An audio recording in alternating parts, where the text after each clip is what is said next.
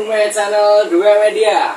Kali ini kita dapat berita terbaru dan terupdate dari Piala Euro yang sudah dipastikan ada 16 tim yang lolos. Dan kali ini tidak usah lama-lama, kita langsung bacakan saja. Monggo Mas Edkan. Ya, Euro sudah masuk babak 16 besar. Yang pertama pertandingan pertama yaitu ada Spanyol melawan Georgia. Yang kedua ada Jerman melawan Denmark, Portugal melawan Slovenia, Prancis melawan Belgia, terus ada Romania melawan Belanda, Austria melawan Turki, Inggris melawan Slovakia, dan Swiss melawan Italia. Nah, itu tadi adalah pertandingan dan juga rekap dari Dua Media untuk babak 16 besar ya Mas? Ya, oke. 16 besar. Di babak 16 besar ini sangat mengejutkan sekali. Belanda lolos. Belanda bisa lolos ya? Lolos, tetapi dia peringkat peringkat 3 terbaik. Iya. Karena ini mengejutkan sekali ya. Justru Prancis menjadi runner up dan Austria itu malah menjadi juara grup nih. Wah, sepak bola zaman sekarang tuh susah ditebak Mas ternyata. Ya. Gak ada zaman Ronaldo Messi kita bisa tebak lah. Ya, grup ini grup yang menurut saya itu adalah grup yang sangat mengejutkan. Nggak ada yang nyangka bahwa Austria bakal menjadi juara grup. Iya, benar. Karena banyak yang memprediksi justru juara grupnya adalah Prancis atau Belanda. Iya, benar sekali. Tiba-tiba Austria merangsek menjadi juara grup itu sangat dengan 6 poin ya Mas ya? Dengan 6 poin. 6 juara peringkat pertama itu ada Austria, habis itu Prancis dan juga Belanda. 6-5-4. Ya, 6-5-4. Itu sangat mengejutkan sekali ya. Ini mungkin menurut saya Austria itu akan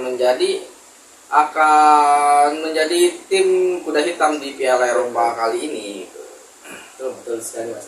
Dan Jerman akan menghadapi mana ini Mas? Denmark. Nah, Jerman dan juga Denmark.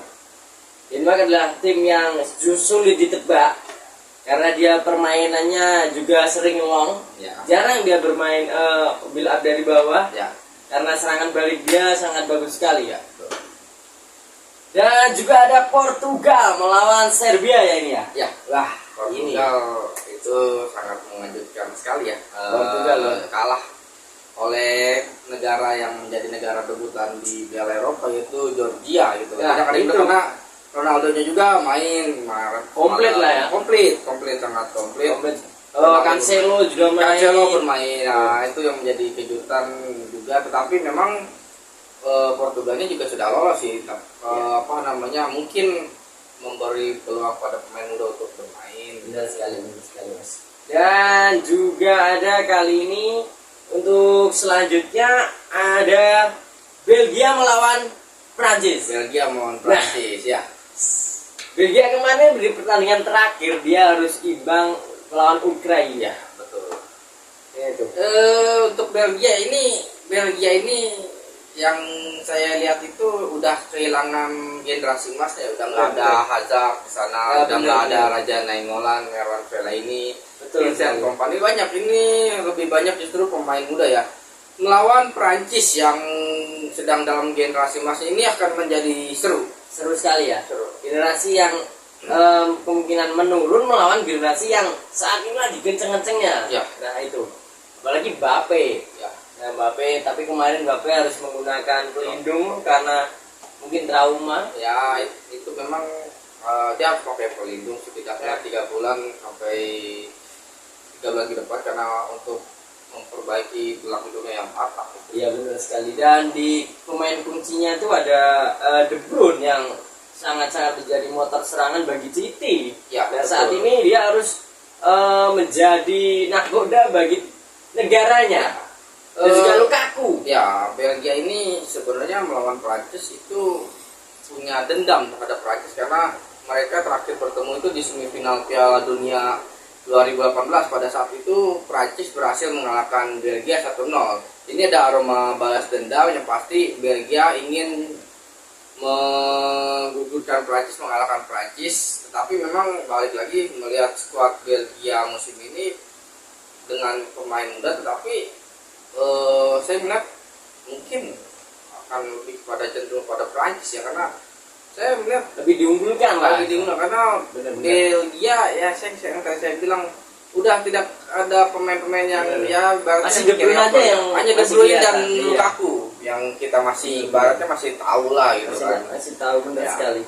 Dan di pot sebelahnya ada Romania ya Mas ini ya. Ya, Romania bertemu dengan Belanda. Romania ini tim yang sangat mengejutkan juga kali ini dia. Guys, gak ada yang tahu Romania tuh di mana sih sebenarnya. Ya, Ada itu negara yang Negara ya mana? di tahun 90-an mereka punya George Hagi sebagai legendanya ya. Di tahun Ya. 2000 awal ada Adrian Mutu dan Christian Sipu. Sebenarnya ini negara yang ya di banyak Eropa menghasilkan legenda lah. ya negara yang menjadi kuda hitam lah di Eropa benar. melawan Belanda ya. Belanda pun yang saya lihat, saya udah nggak terlalu hafal pemain Belanda. Yang saya tahu Virgil van Dijk, Nah, itu aja. siapa lagi pemain Liverpool, Gakpo, ya, itu aja. David Depay. Selebihnya saya udah, mohon maaf, saya udah nggak tahu nih pemain Belanda. Yang terakhir saya tahu itu Generasinya udah ya ini. generasi yang terakhir saya ingat adalah generasi Van Persie, Ya, Robben, benar. Sneijder, Robben, Rafael Sneijder. van der Vaart, Van Nistelrooy, Van der Sar, Edgar Davids. Ya, itu saya masih apa, tapi sekarang Belanda agak setelah tahun 2014 mengalami penurunan ini ya, penurunan performa gitu. Ya generasinya tuh mungkin sudah belum muncul lagi. Belum muncul lagi. Mungkin masih mempersiapkan atau tapi belum ada pemain yang bisa naik level. Ya. Nah itu.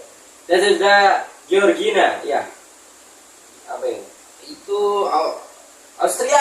Austria. Ya, ini Austria. Soalnya logonya merah Ya. putih merah putih semua ini rata-rata. Versus Turki loh. Turki. Nah, ini sangat seru sekali ini. ini Turki lagi. dua tim yang nggak diunggulkan ya. Dua-duanya sama-sama tidak diunggulkan.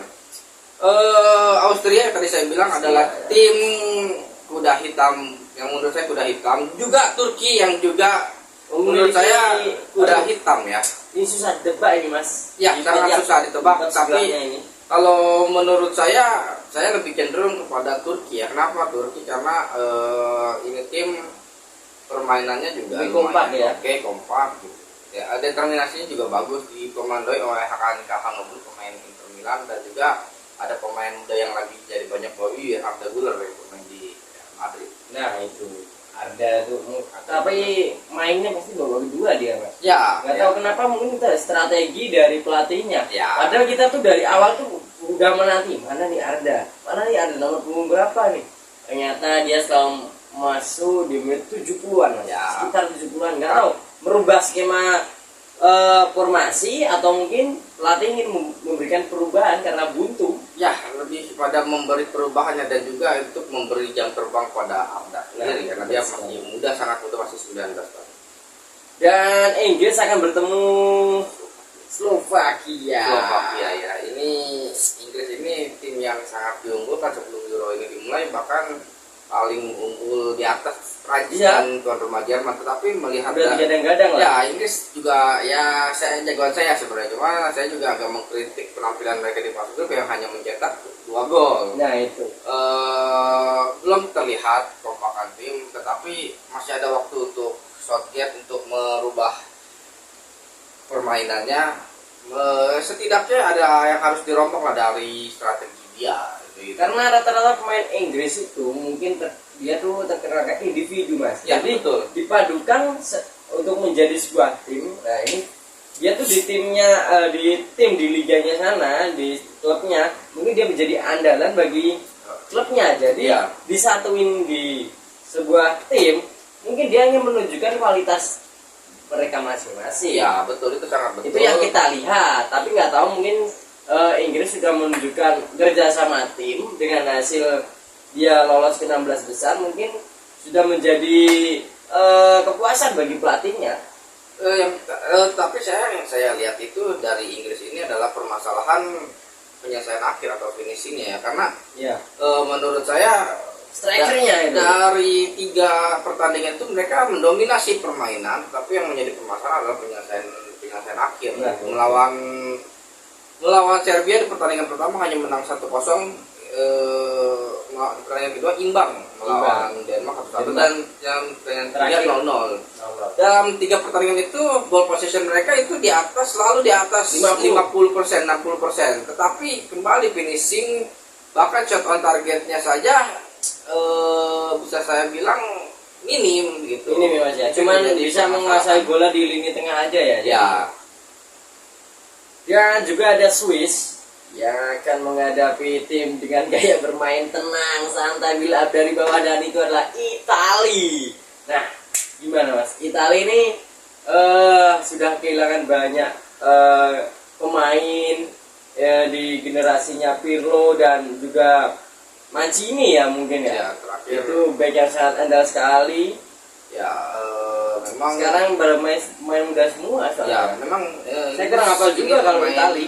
muda semua ya, karena ya regenerasi dia, tetapi dari Piala Eropa yang dia kemarin juara tahun 2020 hanya beberapa pemain yang dibawa memang sedang melakukan regenerasi ketika dia terakhir tidak lolos ke Piala Dunia 2022 kemarin. Nah, itu yang menjadi penyebab. Itu yang menjadi banyak Pemain regenerasi. muda mungkin nggak terlalu kelihatan. Sekarang banyak pemain muda yang bertebaran di Itali. Contoh saya ambil di back ada Calafiori, di gelandang ada Nicolo Barella, ada Cambiaso. Ya, Di pemain depan ada Chiesa. Itu pemain-pemain muda yang sekarang lagi carry over tim di Itali melawan Swiss yang punya pertahanan bagus, karena di sana kiper Inter Milan Ya, di benar Itali sekali. itu yang Sommer.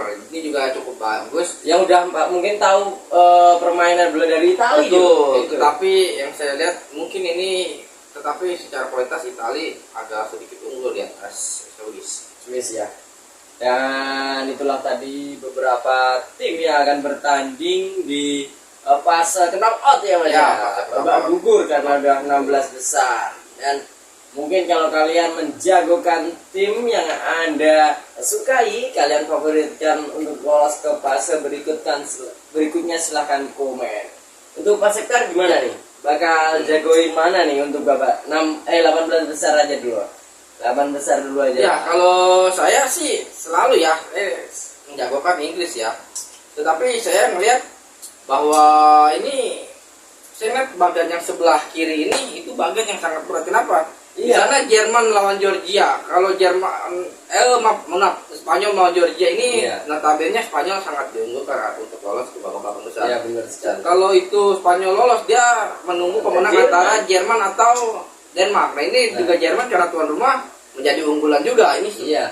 Kalau Ini menarik. Spanyol lawan Jerman, aduh, nggak seru dong Mas, nggak di semifinal. Aduh, Mas. Tadi ada Jerman yang sangat-sangat berambisi untuk bisa memenangkan laga 16 besar untuk menghadapi mungkin yang sudah prediksi adalah Spanyol. Nah itu tadi. Spanyol sangat-sangat, aduh, Itu sangat diunggulkan. Full. Spanyol adalah satu-satunya tim di yang generasinya tuh selalu ada gitu loh Mas. ya dia menjadi satu-satunya tim di 16 besar ini yang meraih poin penuh 9 poin. Nah gitu. Ya, ini akan menjadi duel yang seru di babak besar kalau sama-sama lolos. Lalu ada Portugal melawan Slovenia. Itu kemungkinan besar ya, Portugal memang sangat diunggulkan juga dengan generasi generasi emasnya. Dan ditunggu oleh Belgia atau Prancis yang tadi saya udah bahas bahwa Prancis agak sedikit lebih diunggulkan gitu. Bisa, soalnya Prancis juga di pertandingan itu golnya juga cuma 1. Ya, itu menjadi pertanyaan. Bisa jadi ini adu penalti Mas, bisa jadi kalau Nah, memang lini depan Prancis yang notabene buntu ya. Iya. Dan Belgia juga kita tahu permainannya juga ya, mohon maaf saya bilang membosankan. Membosankan. Di grup Bagian sebelah ya. di grup ini yang permainannya tuh di Piala Euro ini yang kelihatan bermainnya tuh Spanyol, Portugal yang enak ditonton tuh Mas ya. Spanyol sama Portugal yang saat ini masih saya pantau. Cuman yang lain tuh cuman ya mengandalkan yang penting kita hari ini menang aja Ya. gitu. Betul. Portugal semenjak dilatih oleh Roberto Martinez, dia pemainannya agak lebih punya sistem. Nah, berkembang. Walaupun Ronaldo semakin umurnya udah hampir 40 tahun. Ya, Nah, Ronaldo ya memang masih dipanggil, selain dia masih punya effort bermain, dia juga mungkin jadi leader lah, jadi leader panutan yang dimana ruang ganti itu harus punya sosok leader lah, seorang pemain senior gitu. betul sekali. Jadi tapi masih mumpuni juga skill yang kemarin lewat main sampai lawan itu jatuh di depan. Betul. Itu kayak Ronaldo zaman dulu Ya. muncul pertama kali itu dia. Yang menjadi perhatian mereka orang-orang adalah ketika melawan Turki dia tidak egois memberikan Nah, itu bola bener. ke Bruno Fernandes gitu. Gak disoteng langsung. Itu artinya dia mulai menghilangkan ego dia sebagai dia, bahwa dia selalu menjadi carry over tim. Iya benar sekali Mas. Dan itulah tadi